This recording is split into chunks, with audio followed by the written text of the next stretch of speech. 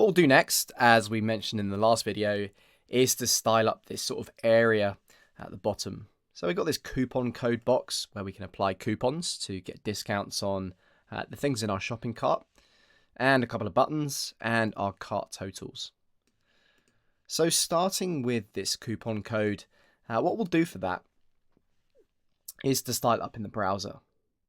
So you can see for these buttons, we have these button elements which have a class of button on them. So we can add some styles for our button. And what we're going to do is give ourselves a bit of space, and we're going to add, firstly, we're going to say display inline block. We're going to make the font size 16 pixels. It won't visibly change there because it's inside the table. But when the button appears in other places, it will be 18 pixels. So we're just going to make sure it's 16 here. We could actually be clever here and say 1 rem rather than 16 pixels. Now looking at the design, what do we have? We have this black background. We have a bit of padding to the left and the right. So we've got a kind of a 9 pixel on top, 11 on the left and the right.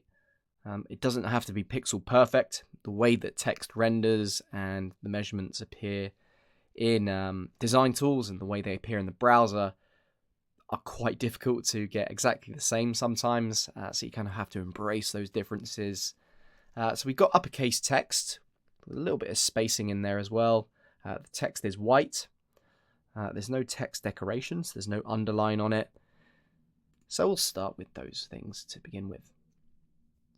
So we're going to do text transform, uppercase, letter spacing, and we're going to do 0.05 em, so ever so slightly, just spacing apart those letters. We're going to have a line height of 1, so just to reduce that ever so slightly. For the background color, we're going to have our black, and then we're going to have our white.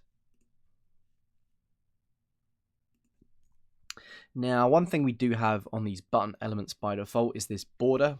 So we're going to say border none, and that's going to get rid of that. And then for our padding, we're going to say 0.5 rem. So we're going to put 8 pixels of padding around the outsides of this button here. Now, lastly, when we hover over this button, we just get this standard cursor. But the button is something that we can interact with. So we're going to say cursor pointer. And what that's going to do is when we hover it, we get the pointy hand cursor change, you see. And that shows that it's something that we can actually interact with. There's arguments for and against this certain pattern in changing the cursor. I'm in the school of thought that it is better to have a pointy click icon for things that should be clicked on. So that's what we're doing there, just adding the pointer cursor. So we can take this and we're going to copy it over into our CSS. Scroll to the bottom. I'm going to say button styles, and we'll put those in there. So with the font size, we're going to make it 14 pixels, and we're going to make ourselves a media query as well. And this is going to be for a min width of 40 em.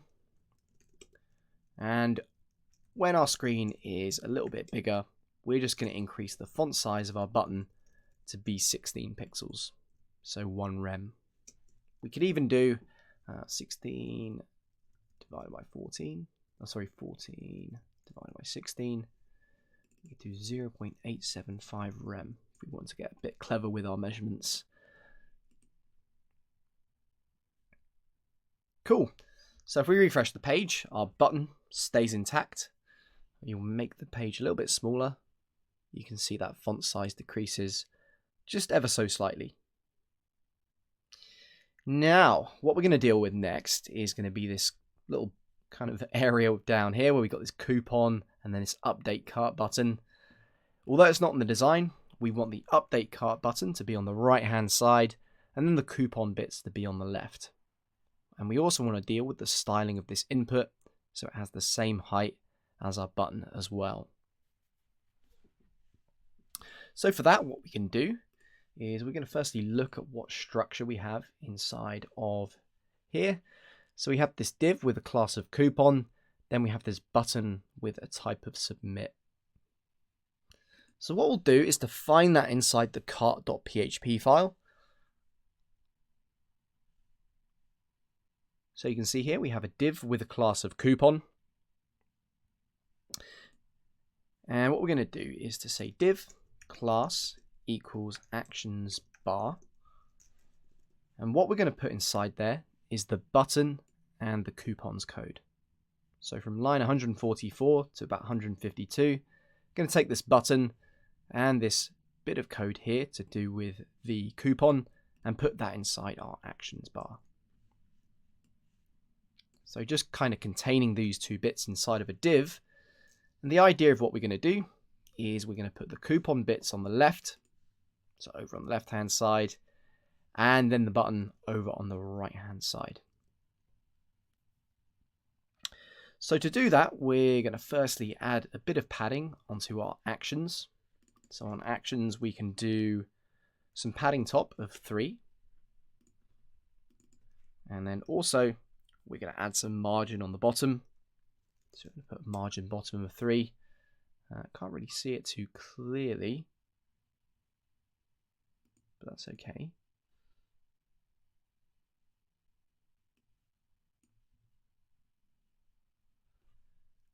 And the idea of what we're going to do, if we refresh the page, we've got this new actions bar, is we're going to apply a flexbox, and then we're going to create the space between the elements. So if we say justify between, it's going to put the coupon on the left and the button on the right. So looking pretty good so far.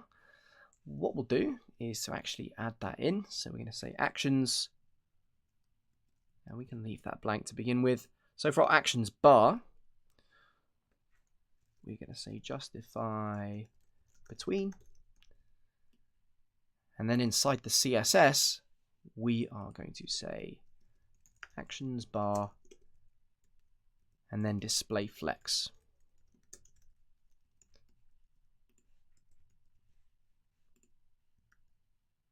Cool. So when we shrink down the screen, when we kind of run out of space, these boxes now stack on top of each other rather than side by side. Now with this coupon is that when we're on smaller screens, we're going to put a bit of a margin on the bottom. So the margin that we're going to put on the bottom is going to be 1 rem, just to put a bit of space below there, but we only want to show this on smaller screens. So in our CSS, we're going to write a media query, and it's going to be the opposite of what we have here. So we can do it just above. We're going to say at media, and we're going to say max width 40M. And for that, we will say dot coupon margin bottom 1 rem. Styles that get applied only below 40M width. Cool.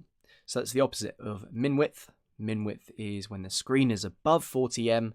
Max width is when the screen width is below 40M.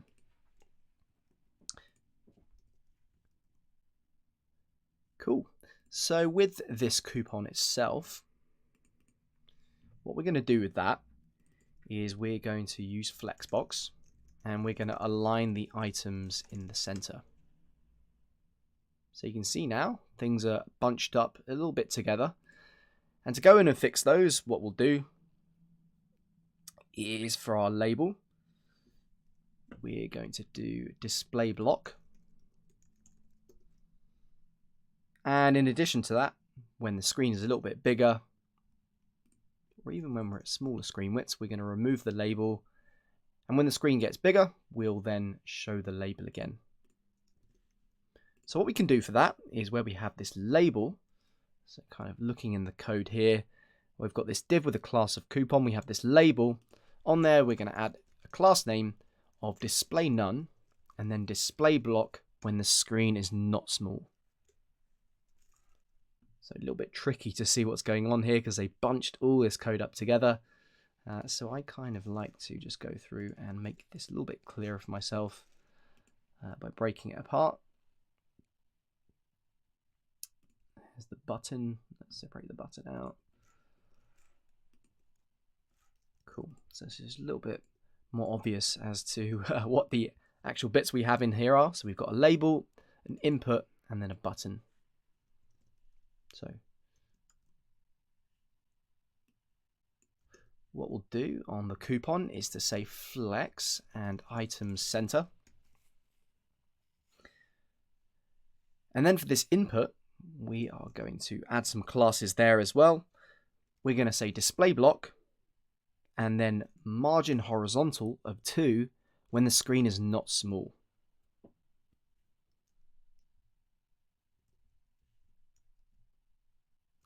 So you can see on this input, we've got a bit of a margin on the left and the right that's just nudging the button away from the label and from this apply coupon button. So when we shrink down, we kind of start running out of room, but then these wrap onto new lines in a nice sort of organized fashion. Cool. So last thing we're going to do here, or last of 2 things that we're going to do, is we're going to apply some styles for this input. Now this input has a class of input text. They're used in various different places. So here, for example, we have input text. So for that, we're going to say .input -text. And the styles we're going to give it are going to be a height of 2 rem. Now the reason we're using 2 rem there is because we have this button that is 30 pixels tall. So when we make our screen slightly bigger, it'll have a height of 32 pixels. So 2 rem is equal to 32 pixels. So we're going to do height 2 rem. In addition to that, we're going to say padding. We're going to have 0 padding on the top and the bottom, but 0.5 rem on the left and the right. And we're going to add an important style there. Now this will make sense later when we get to our checkout page. In addition to that, we're going to say font size is equal to 1 rem, which it already is, but if we put this button in different places, this input in other places, we want to make sure that the font size stays consistent. And then lastly, the border. So for the border, we're going to have a solid border of 1 pixel, and it's going to have a color of black with 0.2 opacity.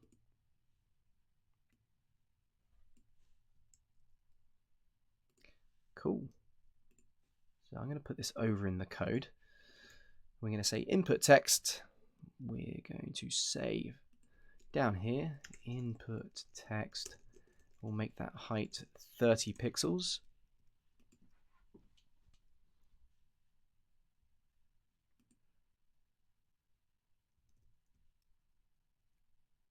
Refresh the page, and it is looking all good.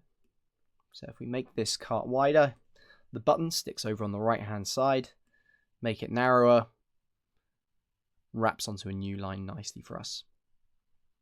So our last thing we're going to do here is when the screen gets a little bit smaller here, we get this annoying scroll bar at the bottom, and to save ourselves a bit of room inside of our table, we're going to hide this image.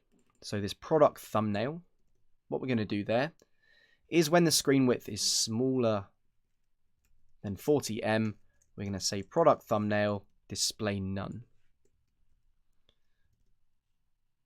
And in addition to that, we also need to hide the table header. So product thumbnail has the same class name, so it's going to hide it in both places. So if we refresh there, it says goodbye to the product thumbnail. We get a little bit more breathing room in here, but still things are a little bit cramped. So what we're going to do is to reduce the padding down to 0.5 rem on smaller screens. So where we have TD and TH, we sort of scroll up a bit. We're going to say 0.5 rem. And then when the screen width is larger than 40em, we'll scale those back up to be 1 rem again. So just playing with our media queries, giving ourselves a little bit tighter spacing on smaller screens. And that's looking all good. Now, one last thing I'm going to do here is currently on all our TDs, we have this border bottom, but I only want to apply that onto particular TDs. So for that, I'm going to say, what's the name of our table? We have shop_table. So if we scroll up and find our TD, we're going to say shop table TD, border bottom, solid 1 pixel.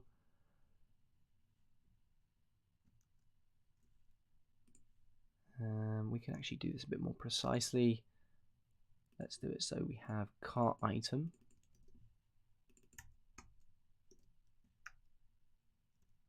Cool. So what we want to do is to only apply our border bottom in the places that we need it. So looking at this cart totals, we have this table here, but it's not using the border bottom. The only place we're using it is on the cart itself, so below each individual cart item. So cart item TD, border bottom, and it's only getting applied in that one place. Cool. So that's looking pretty good. We've got some nice responsive styles going on.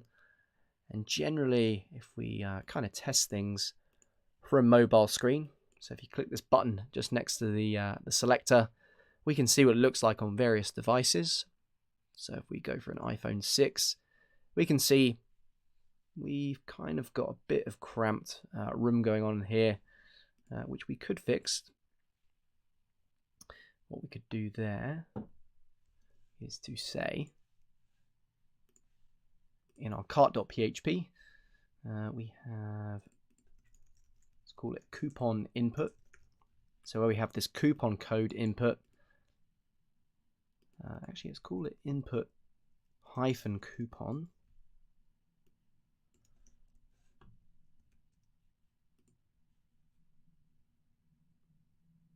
And when the screen width is a little bit smaller, what we'll do there is to say .input coupon, and we'll just shrink down the width of it ever so slightly.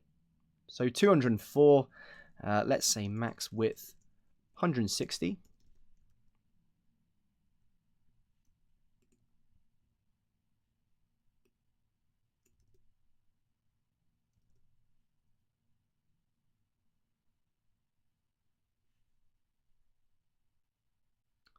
And it's just input coupon, max width 40em.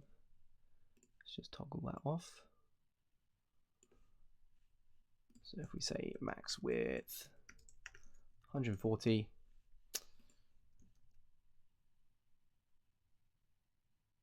okay, perfect. Just needed to fully refresh the page. I sometimes run into that problem where things don't fully work for us, so you need to make sure you press Shift, Command and R, or Control, Shift and R if you're on Windows, just to re-kick those styles back into place.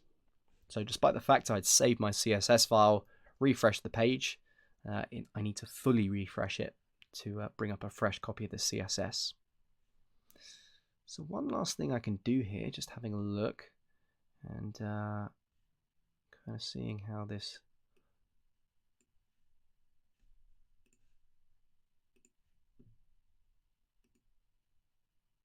fares on larger screens, we could perhaps do a justify between. So if we say justify between, that doesn't look too good. We'll leave that as it is. It's just me being a little bit pedantic with the design. But other than that, we're looking all good. And then any other bits we need to clear up, we'll go in later and figure out those design tweaks and kind of go in and make those work for us. But other than that, we are looking all good. So what we'll do in the next video is to deal with this cart totals. So if we make the screen a lot bigger, look at the design. We've got this cart totals box on the bottom right corner. How do we do this button? how do we do these sort of table styles? We'll style those up separately.